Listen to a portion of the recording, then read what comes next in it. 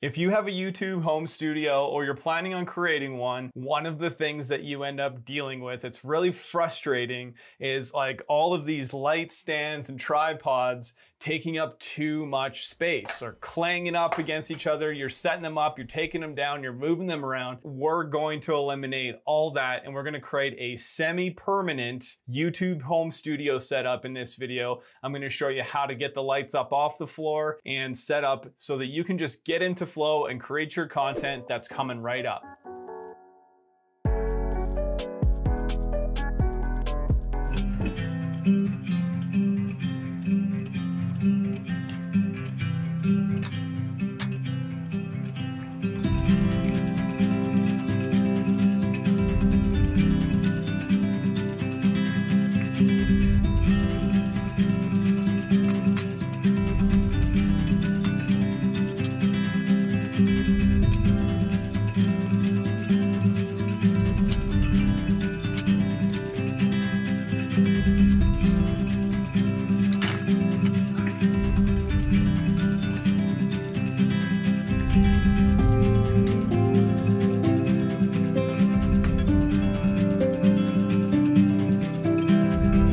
One of the things you're going to need is this super clamp. It's made to go on the pole, and the pole is about 1 3/4 inches in diameter. So you need a large enough clamp that's going to be solid enough.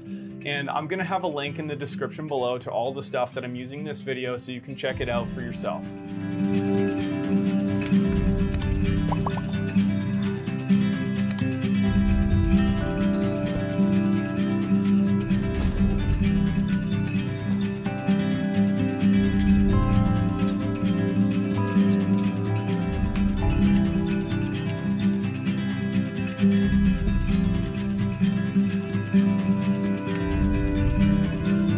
All right, we've eliminated one stand from the setup. Let's do the next one.